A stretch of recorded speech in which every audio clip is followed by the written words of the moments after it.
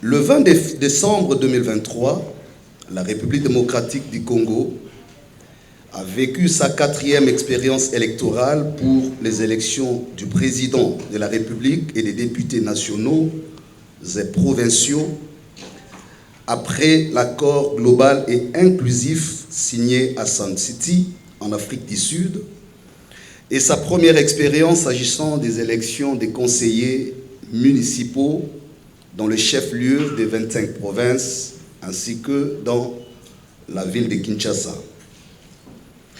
Ici est de préciser également que c'est pour la toute première fois que les Congolais vivant à l'étranger, ce qu'on appelle la diaspora, ont participé à l'élection présidentielle au niveau de 5 pays pilotes. Nous citons l'Afrique du Sud, la France, les États-Unis, la Belgique et le Canada. Ce sont là les pays qui ont servi à cette première expérience que nous pouvons aussi classer dans les registres des innovations de la CENI. En dépit des différents cadres de concertation organisés par la CENI, ce processus électoral s'est déroulé dans un contexte de méfiance entre les différentes parties prenantes. Sur le plan sécuritaire, la MOE a constaté que le décret portant plan opérationnel de sécurisation du processus électoral, lequel publié en 2005, n'a jamais été actualisé par les gouvernements congolais. Aucune information n'a été donnée au sujet du financement de la sécurisation du processus électoral. En outre, l'insécurité dans les territoires des Massissi et des Rutshuru, nous sommes là dans la province du Nord Kivu, et même du côté ouest, notamment à Kwamut, le territoire dans la province de Mai-Ndombe, ont été privés, et donc les citoyens vivant dans cette partie du pays n'ont pas pu participer aux élections. Contrairement au scrutin de 2011 et 2018, les SMS, voire l'Internet, n'ont pas été coupés. C'est pourquoi nous félicitons à la fois les gouvernements qui en assurent la régulation. Grâce à cela, la CENI a pu faire son travail tranquillement et même les parties prenantes, en l'occurrence notre MOE, pour remonter en temps réel les données électorales jusqu'au niveau de la centrale. La CENI, conformément à l'article 211 de la Constitution, a organisé des opérations d'identification et d'enrôlement des électeurs afin de se doter d'une liste des électeurs. Contrairement aux administrations électorales passées, ces opérations n'ont duré que 4 mois. Ça aussi est à inscrire dans les innovations. Selon la ligne 84 du calendrier électoral, la CENI avait planifié la production, les déploiements et l'affichage des listes électorales provisoires entre le 22 mai et le 18 septembre 2023. L'article 8 de la loi électorale, sur pied duquel est fixée la publication de la liste définitive des électeurs, nous renseigne que cette liste devait être publiée au plus tard 30 jours avant les débuts de la campagne électorale. Elle est rendue disponible sur le site internet de la CENI et affichée pour consultation 15 jours avant la date du scrutin au bureau de l'antenne. Par sa décision numéro 111/CENI/AP/2023 du 5 octobre 2023 portant publication de la liste électorale provisoire des électeurs, la CENI, ce qui a été constaté, n'a pas respecté son propre calendrier. Jusqu'au jour du vote, la MOE Senko SCC n'a pas été au courant d'une quelconque décision de la CENI publiant la liste définitive des électeurs. Par contre, la CENI reste ouverte et restée ouverte, ça nous les saluons, vis-à-vis de la MOE, au point que, donnant suite au communiqué numéro 008 MOE SCC Senko octobre 2023 du 30 octobre 2023 a rendu la cartographie des bureaux de vote téléchargeables et imprimables à partir de son site. En outre, tout en laissant à la CENI la liberté de fixer les jours et l'heure du vote, le législateur donne une indication claire et précise de la plage durant laquelle la CENI devait déterminer l'heure du début et de la fin du vote, soit entre 6h et 17h. En sus, la CENI informe qu'aucun bureau de vote ne devrait ouvrir après cette date. Les communiqués sous-évoqués ont le mérite d'assurer l'inclusivité et l'égalité du vote. Cependant, ils soulèvent quelques préoccupations.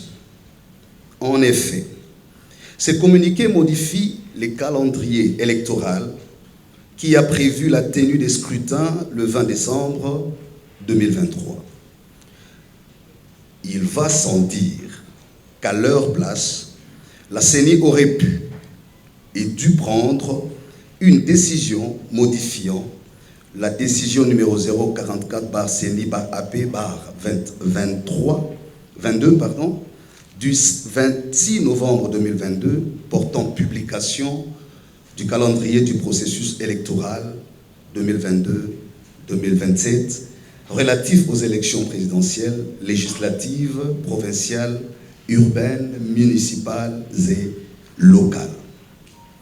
Sur les fonds, l'organisation des scrutins après le 20 décembre 2023 est en contradiction à l'analyse juridique de la MOE avec certaines dispositions pertinentes de l'article 52 de la loi électorale qui précise que les votes devraient avoir lieu un dimanche ou un jour férié. Ici, la journée du 21 décembre 2023 n'est ni un dimanche ni un férié.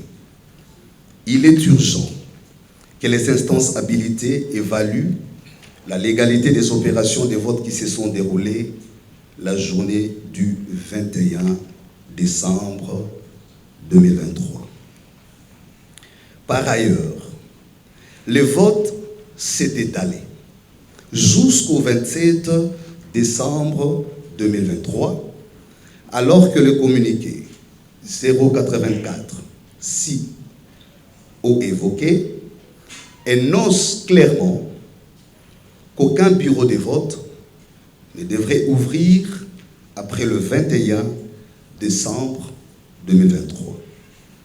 Il est donc question de savoir quel sort la CENI et d'autres instances habilitées réservent aux suffrages recueillis après le 21 décembre 2023.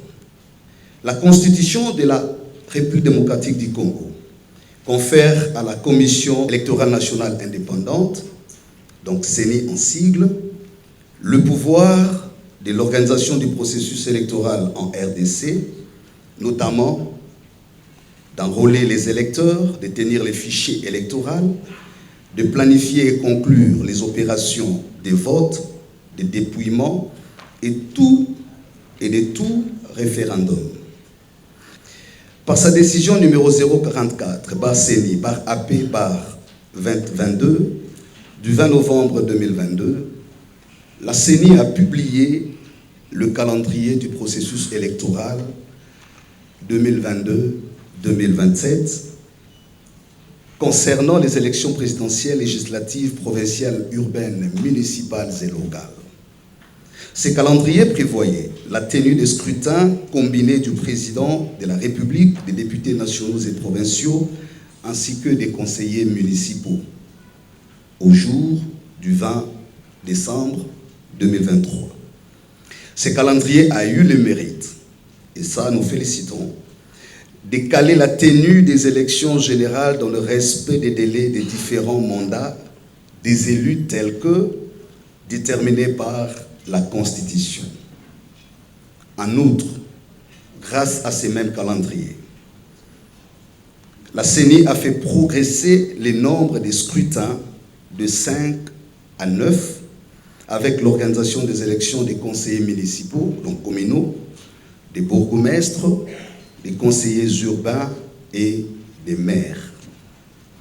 La MOE a constaté par ailleurs que la CENI n'a pas permis aux observateurs électoraux, aux témoins et aux journalistes d'examiner en toute indépendance les opérations de la cartographie des centres d'inscription et les déploiements du matériel électoral pour les jours du vote.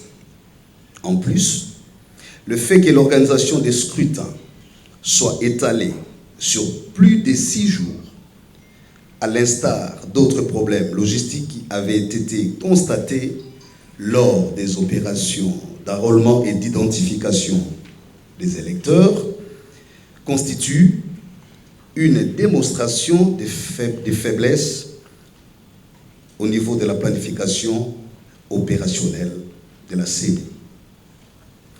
Hormis la formation des chefs des centres et des présidents formateurs qui a été organisée au niveau des antennes, celle des autres membres des bureaux de vote et de dépouillement, donc au niveau des antennes, on appelle les MBVD en sigle, prévu du 14 au 18 décembre 2023, à travers les différents centres de vote, a été remplacé carrément par des simples briefings, et ceci jusqu'au jour du vote.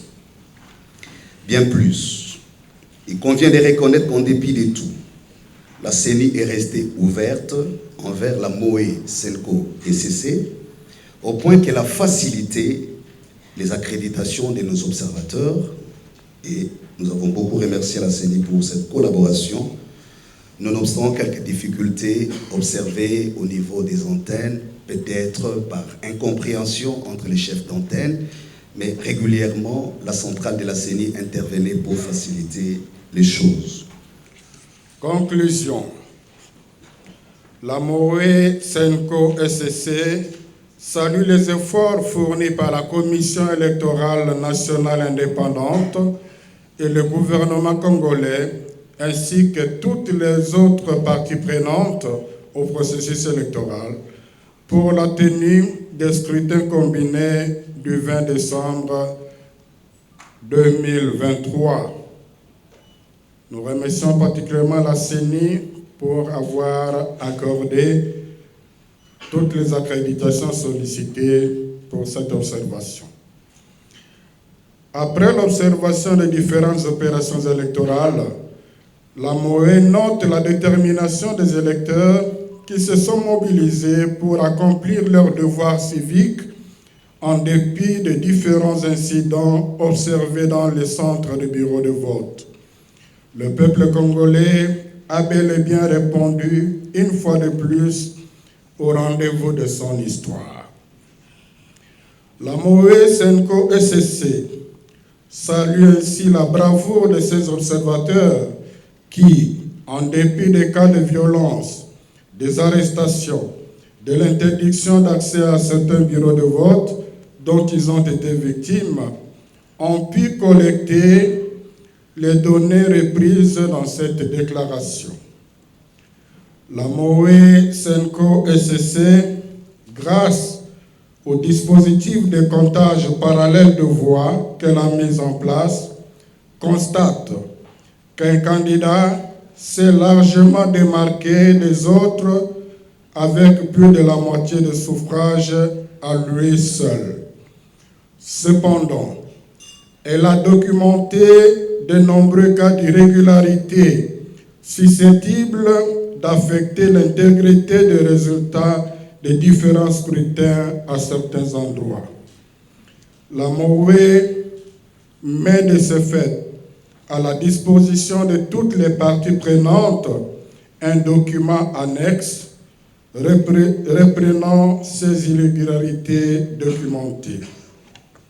Au regard de ce qui précède, la MOE, SENCO et CC invite la Commission électorale nationale indépendante, CENI, la Cour constitutionnelle, ainsi que d'autres cours et tribunaux habilités à tirer en toute responsabilité toutes les conséquences qui s'imposent en fonction de l'incidence sur la base de calcul des résultats pour les scrutins concernés avant de proclamer respectivement les résultats provisoires et définitifs des différents scrutins. Eu égard aux conditions dans lesquelles les scrutins se sont déroulés, la MOE demande particulièrement à la CENI, pour rassurer les différentes parties prenantes, de préciser le nombre de bureaux de vote qui ont ouvert le 20 décembre 2023 et ceux qui ont ouvert après cette date, en informant aussi sur le nombre de bureaux de machines à voter et de bulletins qui ont été utilisés régulièrement. L'acceptation des résultats par les parties prenantes passe aussi par le respect des dispositions pertinentes de l'article 71 de la loi électorale. Cela étant, la MOE exhorte la CENI à ne publier les résultats provisoires que sur la base des résultats consolidés dans tous les centres locaux de compilation des résultats, CLCR. La prise en compte des irrégularités documentées par les instances ci-haut citées constitue un gage pour l'acceptation des résultats par le public et pour garantir au mieux la paix, la cohésion et la stabilité en République démocratique du Congo. Je vous remercie.